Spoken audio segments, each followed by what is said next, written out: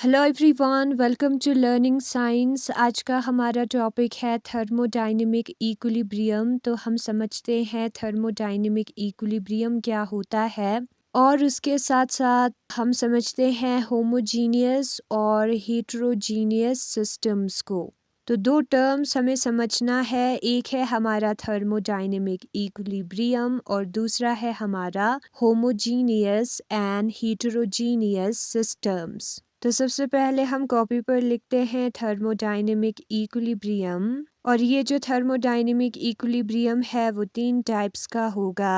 एक है हमारा थर्मल इक्विलिब्रियम, दूसरा है हमारा मैकेनिकल इक्विलिब्रियम और तीसरा है हमारा केमिकल इक्विलिब्रियम। ठीक है, तो जो थर्मोडायनेमिक इक्विलिब्रियम है वो तीन टाइप्स का होगा, थर्मल इक्विलिब्रियम, मैकेनिकल इक्विलिब्रियम और केमिकल इक्विलिब्रियम।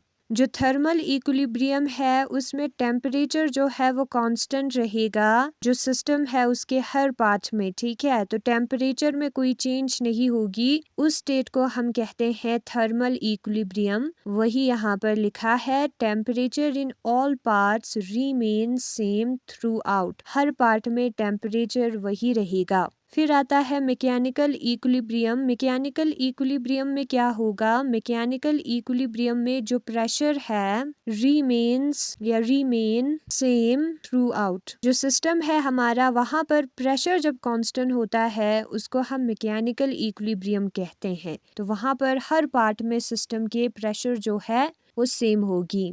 फिर आता है केमिकल इक्विलिब्रियम। केमिकल इक्विलिब्रियम में जो कंपोजिशन है वो सेम रहेगा। ठीक है, जो कंपोजिशन है, जिस चीज़ से हमारा सिस्टम बना है उसमें कोई चेंजेस नहीं आएगा। तो यहाँ पर हमें लिखना है, composition of various phases does not change. अलग अलग फेजेस का कंपोजिशन जो है वो चेंज नहीं होगा। तो ये है हमारे थर्मोडायनेमिक इक्विलिब्रियम। फिर उसके बाद नेक्स्ट है हमारा होमोजीनियस एंड हेटेरोजीनियस सिस्टम।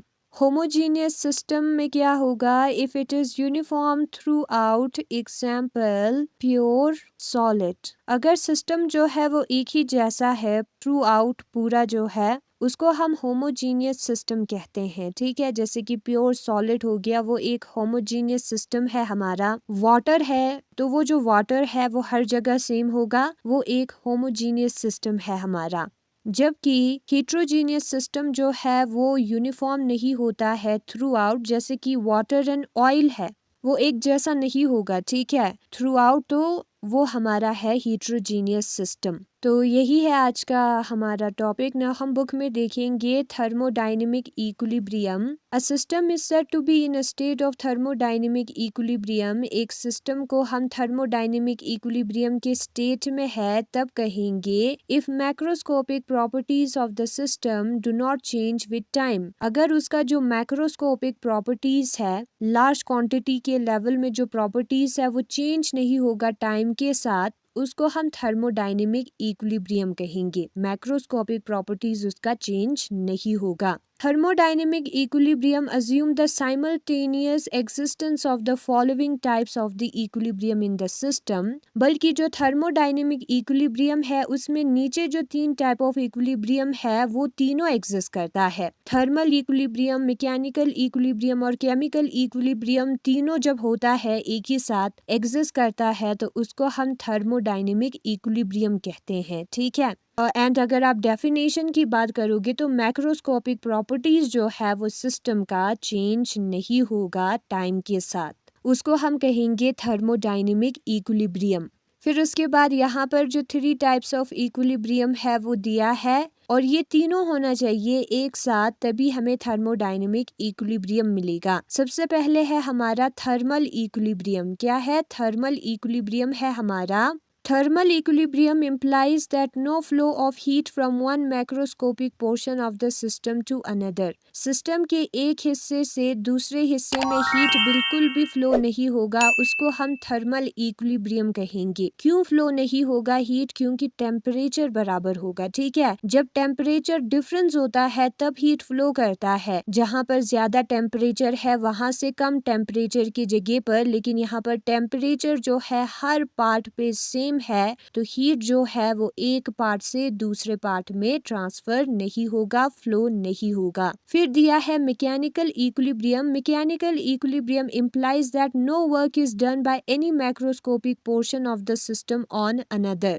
एक पार्ट जो है दूसरे पार्ट पर बिल्कुल भी वर्क नहीं करेगा और उसको हम मैकेनिकल इक्विलिब्रियम कहेंगे, और वो तब होगा जब हमारा प्रेशर जो है सिस्टम के हर साइड पर, हर पार्ट पर सेम हो। ठीक है, तो मैकेनिकल इक्विलिब्रियम में प्रेशर जो है वो सेम होता है। केमिकल इक्विलिब्रियम में क्या होगा, यहाँ पर वर्क नहीं होगा। ठीक है, वर्क क्यों नहीं होगा, क्योंकि प्रेशर सेम है, इसलिए एक पार्ट से दूसरे पार्ट पर वर्क नहीं होगा। केमिकल इक्विलिब्रियम में, chemical equilibrium implies that the composition of various phases in the system does not change with time। जो कंपोजिशन है, जिस चीज से बना हुआ है सिस्टम, ठीक है, वो अलग अलग फेजेस में क्या होगा, सेम होगा या चेंज नहीं होगा टाइम के साथ, उसको हम केमिकल इक्विलिब्रियम कहेंगे। केमिस्ट्री में कंपोजिशन में कोई चेंज नहीं आएगा। ठीक है, तो उसको हम कहेंगे केमिकल इक्विलिब्रियम। और जब ये तीनों इक्विलिब्रियम एग्जिस्ट करेगा उसको हम कहते हैं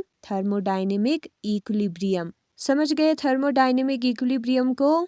फिर उसके बाद नेक्स्ट दो टर्म्स जो कि फ्रीक्वेंटली यूज होता है थर्मोडायनेमिक्स में, वो है हमारा होमोजीनियस और हीट्रोजीनियस सिस्टम। सिस्टम दो टाइप के होते हैं। ठीक है, a system is said to be homogeneous if it is uniform throughout. एक सिस्टम को होमोजीनियस हम तब कहेंगे जब वो यूनिफॉर्म होगा सिस्टम के हर हिस्से में। ठीक है, फॉर एग्जाम्पल हमारे पास एक प्योर सॉलिड है, आइस है सपोज, वो एक होमोजीनियस सिस्टम है। लिक्विड है, गैस है, या मिक्सचर ऑफ गैसेस है, या सोल्यूशन है सॉलिड का लिक्विड में, जैसे कि सॉल्ट का वाटर में, या मिक्सचर है दो या दो से ज्यादा मिसेबल लिक्विड का, वैसे लिक्विड जो कि एक दूसरे से अच्छी तरीके से मिक्स होते हैं, वो सारे होमोजीनियस सिस्टम है। तो उसमें क्या होगा, हर पार्ट जो है वो सेम ही होगा। ठीक है, in other words homogeneous system में सिर्फ एक ही फेज होता है, हर पार्ट सेम होने को हम सिंगल फेज कहते हैं। ठीक है, तो उसको हम कहेंगे होमोजीनियस सिस्टम। दूसरा है हमारा हीट्रोजीनियस सिस्टम। हीट्रोजीनियस सिस्टम में क्या होगा,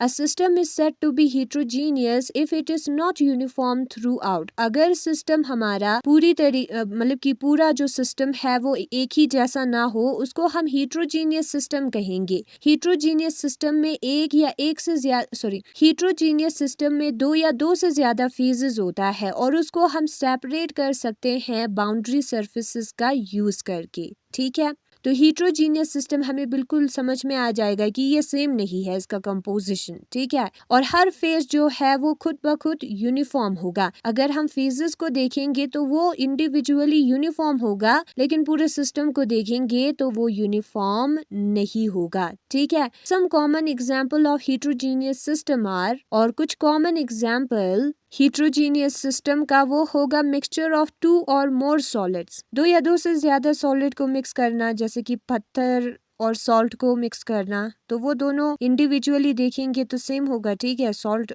सारे सेम होंगे और पत्थर सारे सेम होंगे, लेकिन उसको मिक्स करेंगे तो वो हमें हीट्रोजीनियस सिस्टम देगा। या दो से ज्यादा इमिसिबल लिक्विड का मिक्स करना या लिक्विड वेपर के साथ जो कांटेक्ट में है वो हीट्रोजीनियस सिस्टम है। जैसे कि ऑयल और वाटर का मिक्सचर जो है वो हीट्रोजीनियस है, दोनों अच्छी तरीके से मिक्स नहीं होगा और इमिसिबल है। ठीक है, वो दोनों लिक्विड्स जो है, उसी तरीके से लिक्विड और वेपर, कोई गर्म लिक्विड, ठीक है, तो वो जो है क्या होगा, उसमें एक तो लिक्विड होगा हमारा, दूसरा उसके साथ साथ भाप भी होगा, वेपर होगा, तो वो भी एक हीट्रोजीनियस सिस्टम है। दोनों सेम नहीं है, फेजेस अलग है, एक है हमारा सॉलिड, दूसरा है हमारा गैसेस। ठीक है, तो वो है हमारा हीट्रोजीनियस सिस्टम। और यही है आज का हमारा टॉपिक, जिसमें हमने थर्मोडायनेमिक्स में यूज होने वाले टर्म्स फ्रीक्वेंटली वो पढ़ा। उसमें आता है thermodynamic equilibrium, thermal mechanical chemical equilibrium, और सिस्टम्स होमोजीनियस सिस्टम और हीट्रोजीनियस सिस्टम। तो यही है आज का हमारा टॉपिक। Thanks for watching.